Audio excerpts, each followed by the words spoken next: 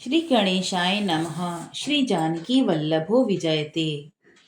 श्रीमद् वाल्मीकि रामायण बालकांड का 5वां सर्ग। राजा दशरथ द्वारा सुरक्षित अयोध्यापुरी का वर्णन। यह सारी पृथ्वी पूर्व काल में प्रजापति मनु से लेकर अब तक जिस वंश के विजयशाली नरेशों के अधिकार में रही है, जिन्होंने समुद्र को खुदवाया था और जिन्हें यात्रा काल में 60,000 पुत्र घेर कर चलते थे, वे महाप्रतापी सागर राजा सगर जिनके कुल में उत्पन्न हुए, इन्हीं इक्ष्वाकुश वंशी महात्मा राजाओं की कुल परंपरा में रामायण नाम से प्रसिद्ध इस महान ऐतिहासिक काव्य की अवतारणा हुई है। हम दोनों आदि से अंत तक इस सारे काव्य का पूर्ण रूप से गान करेंगे। इसके द्वारा धर्म, अर्थ, काम, मोक्ष चारों पुरुषार्थों की सिद्धि होती है। अतः आप लोग दोष दृष्टि का परित्याग करके इसका श्रवण करें। कौशल नाम से प्रसिद्ध एक बहुत बड़ा जनपद है जो सरयू नदी के किनारे बसा हुआ है। वह प्रचुर धन धान्य से संपन्न, सुखी और समृद्धशाली है। उसी जनपद में अयोध्या नाम की एक नगरी है जो समस्त लोकों में विख्यात है। उस पुरी को स्वयं महाराज मनु ने बनवाया और बसाया था। वह शोभाशालिनी महापुरी 12 योजन लंबी और 3 योजन चौड़ी थी। वहां भार के जनपदों में जाने का जो विशाल राजमार्ग था, वह अभ्यापार्थ में विविध वृक्षावलियों से विभूषित होने के कारण सुस्पष्टतः अन्य मार्गों से विभक्त जान पड़ता था। सुंदर विभाग पूर्वक बना हुआ महान राजमार्ग उसी पुरी की शोभा बढ़ा रहा था और उस पर खिले हुए फूल बिखरे जाते थे और प्रतिदिन उस पर जल का छिड़काव होता था। जैसे स्वर्ग में देवराज इंद्र ने अमरावती पुरी बसाई थी, उसी प्रकार धर्म और न्याय के बल से अपने महान राष्ट्र की वृद्धि करने वाले राजा दशरथ ने अयोध्यापुरी को पहले की अपेक्षा विशेष रूप से बसाया था। वह पुरी बड़े बड़े फाटकों और किवाड़ों से सुशोभित थी। उसके भीतर पृथक पृथक बाजार थे। वहां सब प्रकार के यंत्र और अस्त्र शस्त्र संचित थे। उस पुरी में सभी कलाओं के शिल्पी निवास करते थे। स्तुति पाठ करने वाले सूत, वंशावली का बखान करने वाले मागध वहां भरे हुए थे। वह पूरी सुंदर शोभा से संपन्न थी। उसकी सुषमा की कहीं तुलना नहीं थी। वहां ऊंची ऊंची अट्टालिकाएं थी जिनके ऊपर ध्वज फहराते थे। सैकड़ों तोपों से वह पूरी व्याप्त थी। उस पुरी में ऐसी बहुत सी नाटक मंडलियां थी जिनमें केवल स्त्रियां ही नृत्य और अभिनय करती थीं। उस नगरी में चारों ओर उद्यान और आमों के बगीचे थे। लंबाई और चौड़ाई की दृष्टि से वह पूरी तरह विशाल थी और शाखों के वन से उसे सब ओर से घेरे हुए थे।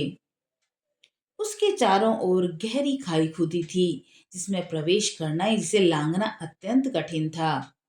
वह नगरी दूसरों के लिए सर्वथा दुर्गम और दुर्जय थी।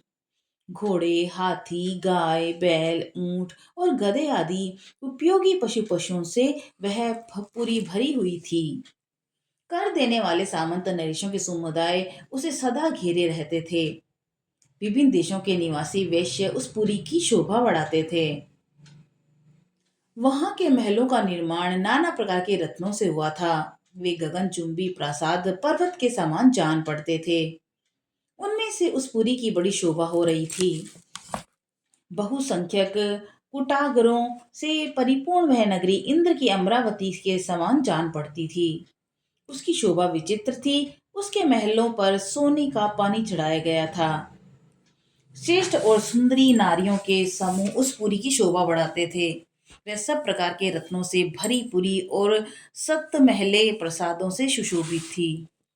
पूर्ववासियों के घरों में उसकी आबादी इतनी घनी हो गई थी कि कहीं थोड़ा सा भी अवकाश नहीं दिखाई देता था। उसे समतल भूमि पर बसाया गया था और वह नगरी जड़हन धान के चावलों से भरपूर थी। बड़ों का वहां का जल इतना मीठा था, स्वादिष्ट भी था और मानो ईख का रस हो। भूमंडल की वह सर्वोत्तम नगरी दुदुम्भी, मृदंग, वीणा, प्रणव आदि वाद्यों की मधुर ध्वनि से अत्यंत गूंजती रहती थी। देवलोक में तपस्या से प्राप्त हुए सिद्धों के विमान की भांति उस पुरी का भूमंडल में सर्वोत्तम स्थान था। वहां के सुंदर महल बहुत अच्छे ढंग से बनाए गए और बसाए गए थे। उनके भीतरी भाग बहुत ही सुंदर थे।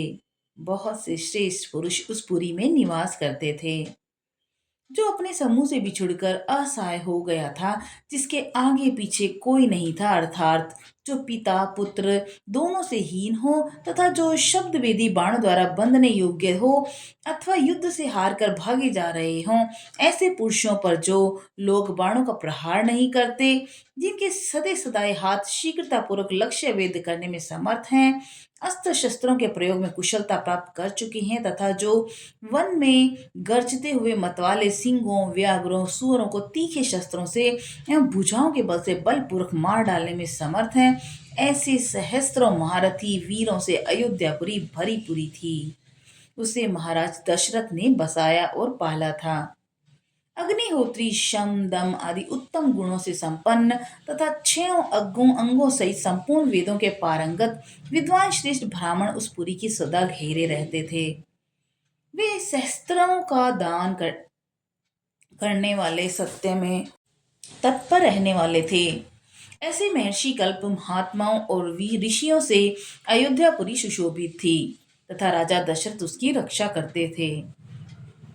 इस प्रकार वाल्मीकि निर्मित आर्ष रामायण आदि काव्य के बाल कांड में 5वां सर्ग पूरा हुआ। जय श्री राम।